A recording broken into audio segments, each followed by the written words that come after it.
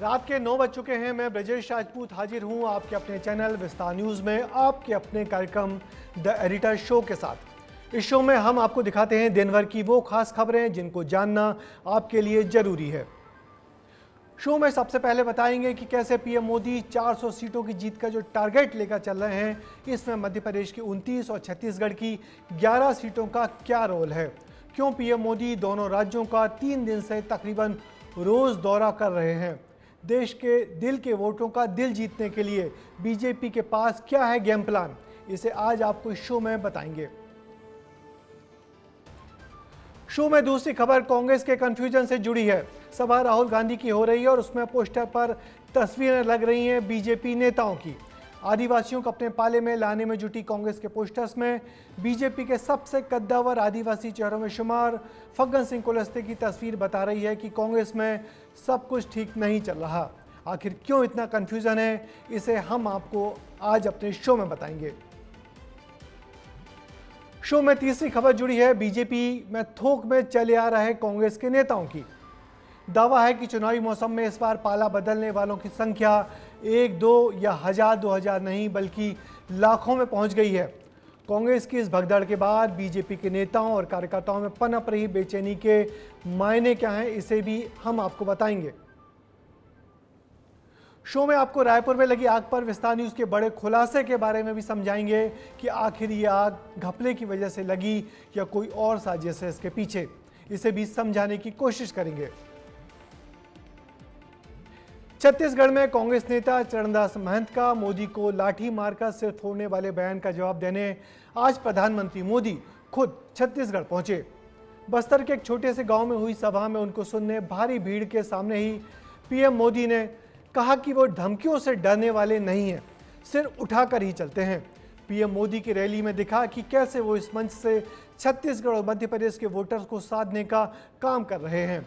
दोनों ही राज्यों की कुल मिलाकर 40 सीटें हैं। अगर बीजेपी दोनों राज्यों में पूरी सीट जीत जाती है तो उसका 400 पार का सफर आसान हो जाएगा।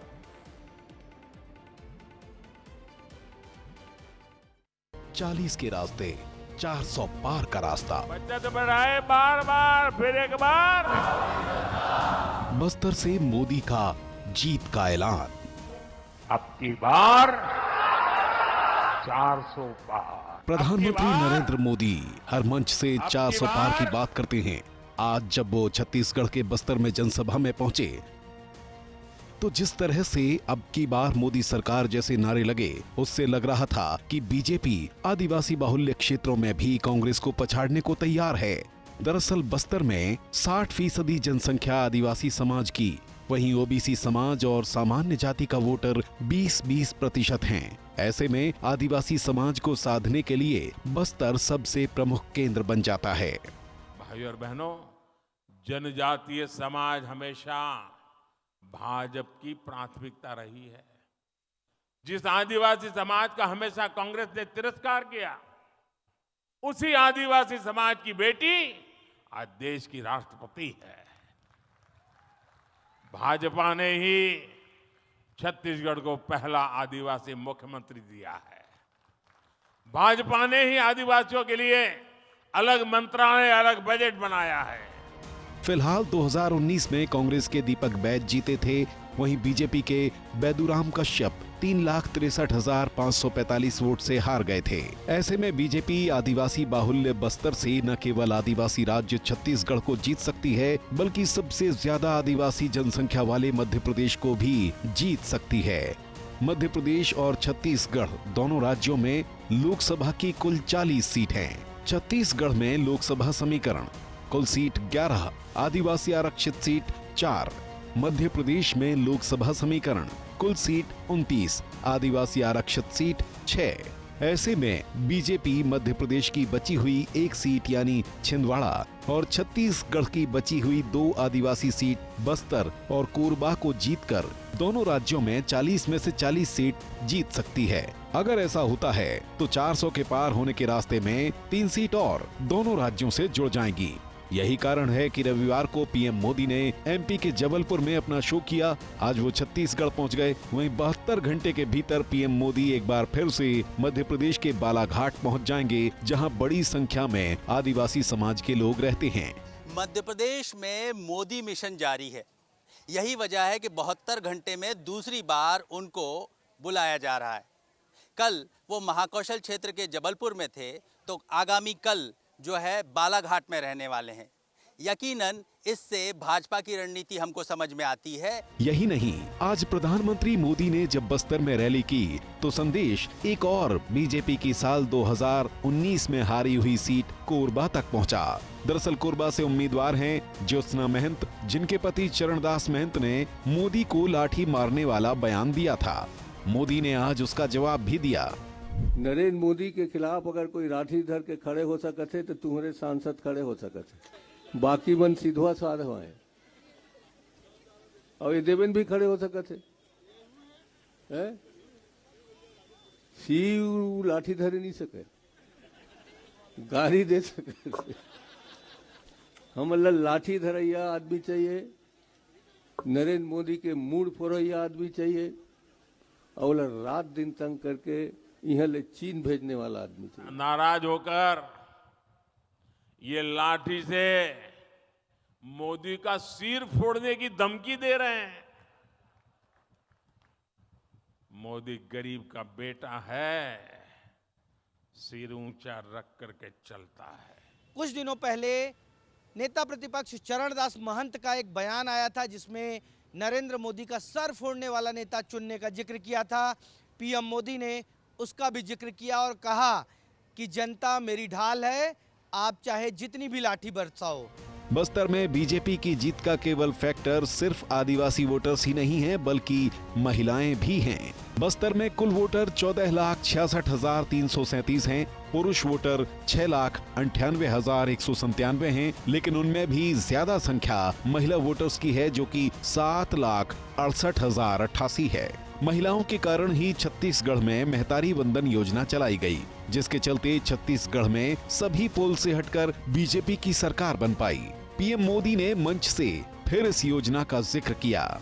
यहाँ की लगभग 70 लाख बहनों को हर साल 12,000 रुपये मिलना तय हुआ है। इसमें बस्तर की 5 लाख से अधिक और कांकेर की 5 लाख से अधिक बहनें भी इसकी लाभार्थी है, उसका लाभ ले रही है। बीजेपी न केवल महिलाओं को बल्कि उनके साथ आदिवासियों को जोड़ने का काम लगातार कर रही है। देश की राष्ट्रपति द्रौपदी मुर्मू का चुनाव भी बीजेपी का सबका साथ सबका विकास वाले नारे को पूरा करता है। प्रधानमंत्री नरेंद्र मोदी के बयान पर छत्तीसगढ़ के कांग्रेस नेता सुशील आनंद का रिएक्शन भी सामने आया है।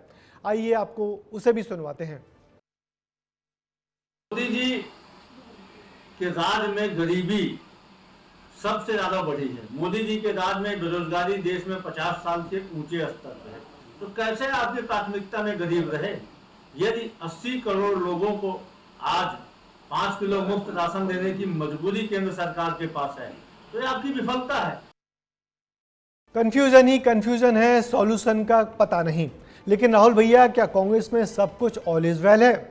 ये सवाल हम राहुल गांधी से इसलिए पूछ रहे हैं क्योंकि आज जो मध्य प्रदेश के मंडला में हुआ, उसके बाद लगता है कि कांग्रेस में सब कुछ ऑल इज वेल तो नहीं है। दरअसल आज राहुल मंडला पहुंचे, जहां मंच पर उनके और कांग्रेस के दूसरे नेताओं की तस्वीर लगाई गई, जो आमतौर पर हर सभा में लगाई जाती है। मगर राहुल के कंफ्यूज कार्यकर्ताओं ने पोस्टर में बीजेपी के उम्मीदवार फग्गन सिंह कुलस्ते का ही फोटो लगा दिया। ये फोटो आज सोशल मीडिया पर जमकर वायरल हुआ।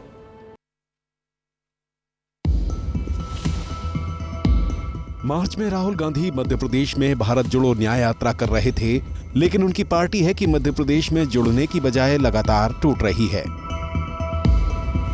सोमवार को राहुल गांधी एक बार फिर मध्य प्रदेश के मंडला पहुंचे। कांग्रेस के स्टार प्रचारक राहुल गांधी ये सोचकर यहां पहुंचे थे कि वो यहां खूब गरजेंगे। गरजे भी, बीजेपी पर आरोप भी इस तरह से एक के बाद एक लगाए। बीजेपी क्या करती है, जहां भी इनको मौका मिलता है आदिवासियों की जमीन छीनकर अदानी जी जैसे अरबपतियों के हवाले कर देते हैं। पहले आदिवासी युवा पर पेशाब कर रहे हैं और फिर उसी वीडियो को पूरे हिंदुस्तान में फैला रहे हैं कि पूरे हिंदुस्तान को मालूम पड़े कि बीजेपी के नेता ने एक आदिवासी युवा पर, आदिवासियों के भविष्य पर पेशाब की। ये इनकी विचारधारा है। लेकिन राहुल गांधी के आने से पहले कांग्रेसियों ने इस जनसभा की फजीहत करवा दी। दरअसल कांग्रेसियों ने राहुल की सभा के पहले गलत पोस्टर लगा दिए। सोनिया गांधी, राहुल गांधी जिस पोस्टर में थे, वहां कांग्रेस नेताओं के साथ बीजेपी उम्मीदवार फग्गन सिंह कुलस्ते का भी पोस्टर लगा दिया गया। फग्गन सिंह कुलस्ते मंडला से ही चुनाव लड़ रहे हैं, जबकि जिनका प्रचार करने राहुल गांधी पहुंचे थे वो ओमकार सिंह मरकाम हैं, जिनको कांग्रेस ने टिकट दिया था। आपको बता दें कि फग्गन सिंह कुलस्ते बीजेपी के बड़े नेताओं में गिने जाते हैं, जिनको विरोधियों ने अपने मंच पर जगह दी है। जब इसका वीडियो वायरल हुआ तो कांग्रेस को उनको ढकना पड़ा। बीजेपी सांसद फग्गन सिंह कुलस्ते 1996 से 2009 तक मंडला से सांसद रहे। 2012 में राज्यसभा सांसद रहे। 2014 में मंडला लोकसभा सीट से जीते। 2019 में फिर से मंडला से जीते। राहुल गांधी की सभा के पहले हुई गड़बड़ी ने बीजेपी को सवाल उठाने का मौका दे दिया। ये गंभीरता रखे कि कम से कम जिस पार्टी के मंच से उनकी प्रत्याशी का फोटो लगना चाहिए, वो उनके फोटो के बजाय भाजपा के प्रत्याशी का लगा रहे हैं, तो ऐसा लग रहा है कि चुनाव के पहले ही हार मान ली क्या। राहुल आज रैली से बीजेपी की गड़बड़ी गिनवा रहे थे, लेकिन उनकी पार्टी के कार्यकर्ता हैं कि वे जानते ही नहीं हैं कि वो किसके लिए प्रचार कर रहे हैं। प्रिंटर को काम दिया गया होगा, जिसको मंच बनाने का ठेका दिया गया होगा, उसके उस सेंटर पर जाकर कोई काम ऐसा हुआ होगा या कोई फ़ोटो ऐसी सेलेक्ट हो गई होगी और वो फ्लैक्स प्रिंट हो गया और मंच बन गया। जब मंच बन गया, रात में मंच बनाया गया होगा, सवेरे जब तक किसी कार्यकर्ता ने देखा होगा तब तक वो वीडियो बन चुका था, वायरल हो चुका था। तो जो वायरल होना वो वायरल हो चुका था। अब दूसरी बात, जो कांग्रेसियों का एक धड़ा ये कहता है कि साहब वो कंप्यूटर जहाँ पर काम कर रहा था या उसका जो टेक्नीशियन होगा या जो ऑपरेटर होगा जिसने डिज़ाइन किया होगा, वो हो सकता है कि बीजेपी का मानसिकता को उसने मजे लेने के लिए इस तरह की हरकत कर दी। ये भी हो सकता है, इससे कोई इनकार नहीं कर सकता। यानी राहुल मंच से कितनी भी बड़ी बात कर लें, मगर उनके कार्यकर्ता हैं कि छोटी छोटी गलतियां कर बीजेपी को सवाल खड़ा करने का मौका दे देते हैं। गलत पोस्टर लगा तो कांग्रेस कवर अप में जुट गई। कांग्रेस के अध्यक्ष जीतू पटवारी ने आनन फानन में बयान दिया कि फग्गन सिंह कुलस्ते तो दरअसल आज राहुल गांधी की सभा में शामिल होने आने वाले थे, इसलिए मंच पर उनकी तस्वीर लगा दी गई। मगर क्या कोई इस बात पर भरोसा करेगा? शायद नहीं। ऐसे उन्होंने कहा कि उनसे हमारी कन्वर्सेशन हुआ था, वो आने की बात हो गई थी, पर वो एकदम से नहीं आए तो फिर वो हटा दिया। राहुल गांधी की सभा में जो गलती होनी थी वो तो हो गई, मगर उसके साथ आज राहुल गांधी के काफिले के साथ एक और बड़ी परेशानी हो गई। शहडोल में जनसभा करने के बाद राहुल गांधी की टीम को पता लगा कि उनके हेलीकॉप्टर में तो फ्यूल ही नहीं है, जिसके कारण वो वापस नहीं जा सकते। फिर उनको प्रशासन ने शहडोल के एक होटल में शिफ्ट कराया। अब राहुल गांधी कल सुबह हेलीकॉप्टर में फ्यूल भरवाने के बाद ही शहडोल से जा पाएंगे। बीजेपी का दावा है कि वो दुनिया की सबसे बड़ी पार्टी है। आप इस दावे पर भरोसा करें या नहीं, मगर ये तो सच है कि हाल के चुनावी मौसम में इस पार्टी में शामिल होने वालों की संख्या हर दिन तेजी से बढ़ रही है। मध्य प्रदेश में तो लोकसभा चुनाव के पहले कई बड़े कांग्रेसी नेता बीजेपी में शामिल हो गए। बीजेपी के स्थापना दिवस पर तो दावा भी किया जा रहा था कि 2 लाख से ज़्यादा लोगों ने बीजेपी को ज्वाइन कर लिया, जबकि बीजेपी का लक्ष्य सिर्फ 1 लाख कार्यकर्ताओं को इस दिन जोड़ना था। बीजेपी में ये सब क्या हो रहा है, आइए जानते हैं विस्तार से। देश के लोगों को विष देकर 2 लोगों को अमृत पान कराना अमृत काल नहीं है। आम मतदाता अपने आप को ठगा सा महसूस कर रहा है, क्योंकि उससे जो वादे चुनाव के समय भारतीय जनता पार्टी ने किए थे वो वादे पूरे नहीं। जो कभी बीजेपी को कोसा करते थे वो अब कांग्रेस का हाथ छोड़ बीजेपी के साथ खड़े नजर आ रहे हैं। गौरव वल्लभ, सुरेश पचौरी और दीपक सक्सेना ही नहीं, बल्कि लाखों की संख्या में कांग्रेसी बीजेपी का हाथ थाम चुके हैं। मध्य प्रदेश में तो बीजेपी ने एक दिन में सबसे ज्यादा लोगों को पार्टी में शामिल करने का रिकॉर्ड तक बना लिया है। 6 अप्रैल को बीजेपी स्थापना दिवस था। 1 लाख कार्यकर्ताओं को जोड़ने का लक्ष्य था। मध्य प्रदेश में 2,82,000 लोगों को जोड़ा गया। एक दिन में 47,179 बूथ पर कार्यकर्ताओं को जोड़ा गया। संगठन ऐप पर रियल टाइम अपलोड 64,523 में से 47,189 बूथों पर 47,179 बूथों पर भारतीय जनता पार्टी के कार्यकर्ता के प्रयासों से अन्य दलों से लेकर के अन्य क्षेत्रों के लोगों ने 2,82,242 नए लोगों ने भारतीय जनता पार्टी की सदस्यता ग्रहण की है। बीजेपी का दावा है कि 4 लाख से ज्यादा लोगों को जल्द ही बीजेपी में और शामिल करवा लिया जाएगा। आप सबने देखा कि लगातार भारतीय जनता पार्टी में चाहे अन्य राजनीतिक दल के लोग हों, चाहे सामाजिक कार्यकर्ता हों, चाहे वो खिलाड़ी हों, आर्टिस्ट हों, डॉक्टर्स होंगे, समाज के अलग अलग क्षेत्रों में काम करने वाले लोग होंगे, आज प्रधानमंत्री मोदी जी के नेतृत्व में बड़े पैमाने पर भारतीय जनता पार्टी की सदस्यता उन्होंने ग्रहण की है। स्थापना दिवस के पहले ही मध्य प्रदेश में कई बड़े कांग्रेसी नेताओं को CM doctor Mohan Yadav BJP join करवाते हुए नजर आ चुके हैं, जिनमें सुरेश पचौरी पूर्व केंद्रीय मंत्री, जगत बहादुर अन्नू जबलपुर महापौर, सैयद जफर कमलनाथ के करीबी, दीपक सक्सेना पूर्व प्रोटेम स्पीकर जैसे बड़े नेताओं के नाम शामिल हैं, जो कांग्रेस छोड़ बीजेपी में आ गए। लेकिन बीजेपी ये सब कैसे कर पा रही है, तो इसका जवाब है प्रधानमंत्री का टारगेट 370। प्रधानमंत्री ने बीजेपी को टास्क दिया है कि हर बूथ पर 370 नए मत को जोड़ा जाए, जिसके बाद से मध्य प्रदेश में हर दिन बीजेपी जोड़ो अभियान चलाया जा रहा है। कभी बीजेपी नेता नरोत्तम मिश्रा तो कभी कैलाश विजयवर्गीय बड़े नेताओं को भगवा झंडे पहनाते हुए नजर आते हैं। लेकिन अगर लगातार ये सिलसिला चलता रहा तो मध्य प्रदेश की एकमात्र कांग्रेस सीट छिंदवाड़ा भी कांग्रेस के हाथ से निकल सकती है। भारतीय जनता पार्टी का ऐसा दावा है कि 6 अप्रैल यानी भारतीय जनता पार्टी के स्थापना दिवस के दिन ही 2,82,242 लोगों को भारतीय जनता पार्टी की सदस्यता दिलाई गई है और ये आंकड़ा अब 4.5 लाख के ऊपर पहुंच गया है। और अगर इन बात में सच्चाई हुई तो कांग्रेस पार्टी का मध्य प्रदेश से सुपड़ा साफ माना जा सकता है। आलम कुछ भी हो, लेकिन सच ये है कि इस लोकसभा में कांग्रेस को जीत से ज्यादा जरूरत अपने नेताओं को बीजेपी से बचाने की है। ब्यूरो रिपोर्ट, विस्तार न्यूज। बीजेपी को बढ़ते परिवार के साथ कांग्रेस को भी अपनी टूटती हुई पार्टी पर ध्यान देने की जरूरत है।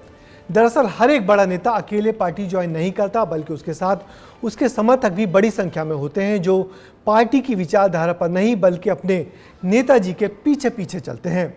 जैसे सिंधिया साल 2020 में जब बीजेपी में शामिल हुए तो उनके साथ कांग्रेस के कई बड़े नेता भी साथ चले आए। कांग्रेस में टूट का ये सिलसिला तब से लगातार चलता आ रहा है, इसलिए जरूरी है कि कांग्रेस अपने हर एक नेता को बचाए, वरना पार्टी पूरी तरह खत्म होने का डर मंडरा रहा है। रायपुर स्थित बिजली कंपनी के गोदाम में शुक्रवार को लगी आग को कड़ी मशक्कत के बाद काबू में पाया गया था। हमने आपको उस दिन के ड्रोन के शॉट दिखाए थे, लोगों की तकलीफें दिखाई थी, मगर विस्तार न्यूज़ आपका अपना चैनल चाहता है कि आप उन कारणों को भी जानें जो इस तरह के भीषण अग्निकांड की वजह बनते हैं। उन कारणों को भी जानें जिनके होने से आपके हमारे टैक्स के पैसे इस तरह आग के धुएं में उड़ जाते हैं। उस दोपहर ऐसे कई कारण हैं जिनके चलते करोड़ों की सरकारी संपत्ति देखते ही देखते खाक हो गई। देखिए हमारी ये खास रिपोर्ट। घास से आग, करोड़ों का नुकसान, आग में जलती लापरवाही। 6 फरवरी को छत्तीसगढ़ की राजधानी में उठती आग की लपटों को शायद ही कोई भूल पाए। उन आंसुओं के दर्द को कैसे भुलाया जा सकता है जिसको आग के कारण अपना घर छोड़कर जाना पड़ा था। लेकिन अब रायपुर के ट्रांसफार्मर गोदाम में लगी आग की सच्चाई सामने आने लगी है। दरअसल आग के भड़कने का एक बड़ा कारण बिजली विभाग की बड़ी लापरवाही है। दरअसल विभाग ने गोदाम में लगी घास को कटवाने का काम किया, लेकिन फिर उसको हटाना भूल गए। जब चिंगारी इस घास पर गिरी तो सब कुछ बदल गया। जिन ट्रांसफार्मर्स का इस्तेमाल छत्तीसगढ़ में बिजली पहुंचाने के लिए होता था, वो खुद जलकर राख हो गए। लापरवाही की एक तस्वीर हो तो हम आपको दिखाएं। आलम यह है कि फायर विभाग खुद भी शहर में किसी भी तरह की बड़ी आग लगने पर उससे निपटने के लिए तैयार नहीं है। रायपुर में फायर स्टेशन की स्थिति रायपुर में 24 लाख की आबादी है। 2 लाख आबादी पर एक फायर स्टेशन होना चाहिए, कम से कम 12 फायर स्टेशन होना चाहिए। वर्तमान में एक फायर स्टेशन मौजूद है। निगम क्षेत्र के अंतर्गत ये आता था, जिसके कारण ये स्ट्रक्चर डेवलप किया गया था कि यहाँ पर 4 जो अलग अलग गाड़ियाँ हैं फायर ब्रिगेड की, वो गाड़ियाँ यहाँ पर रहेंगी और यहाँ से जो तमाम शहर के अंदरूनी क्षेत्र है, क्योंकि टिकरापारा आउटर में पड़ता है, इसके लिए शहर के अंदरूनी क्षेत्र पे यहीं से ही गाड़ियाँ दी जानी थी। अब जिम्मेदार इस पर क्या बोलते हैं वो भी सुन लीजिए।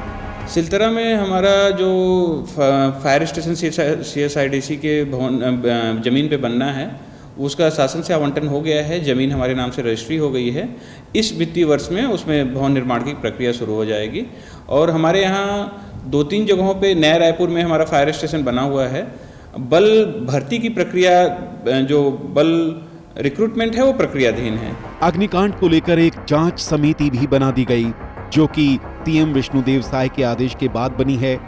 CSPDCL के महाप्रबंधक PK कश्यप ने समिति बनाई है। 6 सदस्यों को समिति में रखा गया है। समिति को 12 अप्रैल तक रिपोर्ट देनी है। भले ही इस मामले में कितनी भी जांच हो जाए, लेकिन इस बात से इनकार नहीं किया जा सकता है कि समय पर पानी की सप्लाई न होने के कारण घंटों तक आग भड़कती रही। एक के बाद एक ट्रांसफार्मर ब्लास्ट होते रहे। 400 करोड़ से ज्यादा का नुकसान भी हो गया है, जिसकी भरपाई करने में लंबा वक्त लग जाएगा। हो सकता है अग्निकांड की जांच रिपोर्ट पर आग लगने के सभी पहलू भी सामने आ जाए, लेकिन इतने बड़े नुकसान की भरपाई कैसे होगी, ये बड़ा सवाल है। उसके साथ ही राजधानी रायपुर में आने वाले गर्मी के दिनों में बिजली व्यवस्था कैसे चुस्त दुरुस्त रखी जाएगी, इस पर भी प्रशासन को भारी तैयारी रखनी होगी। और शो में अब वक्त हो गया है चलते चलते का। गर्मी के साथ ही चुनावी तपस्वी परवान चढ़ती जा रही है और इसी के साथ नेताओं के अलग अलग रंग भी सामने आ रहे हैं। इस चुनावी मौसम में कोई नेता भजिए तल रहा है तो कोई अपने समर्थकों के साथ भरी गर्मी में चाय का लुत्फ उठा रहा है और कोई तो बैलगाड़ी पर चढ़कर प्रचार कर रहा है। देखिए, बालाघाट पहुंचे PCC चीफ जीतू पटवारी भजिए तल रहे हैं। पटवारी एक दिन के दौरे पर बालाघाट पहुंचे थे, जहां उन्होंने कांग्रेस प्रत्याशी सम्राट सरस्वार के पक्ष में जगह जगह चुनावी सभा की, रोड शो किया और लगे हाथों भजिए भी तल दिए। उधर गुना में पिता ज्योतिरादित्य सिंधिया के लिए बेटे महाआर्यमन सिंधिया जमकर प्रचार कर रहे हैं। वो न केवल युवा सम्मेलन कर पहली बार के वोटरों से अपना संपर्क बढ़ा रहे हैं, बल्कि समर्थकों के साथ चंदेरी पहुंचकर चाय का लुत्फ भी उठा रहे हैं। मध्य प्रदेश से छत्तीसगढ़ का चुनावी रंग रत्ती भर भी कम नहीं है। रायपुर लोकसभा से कांग्रेस के प्रत्याशी विकास उपाध्याय का प्रचार करने का अलग अंदाज भी चर्चा में बना हुआ है। विकास उपाध्याय लग्जरी गाड़ी छोड़कर बैलगाड़ी से प्रचार करते दिखे। विकास उपाध्याय आरंग विधानसभा क्षेत्र में बैलगाड़ी में सवार होकर अपने लिए वोट मांगने पहुंचे थे, जहां उनके आगे कांग्रेस कार्यकर्ता ढोल मंजीरा बजाते हुए चले जा रहे थे।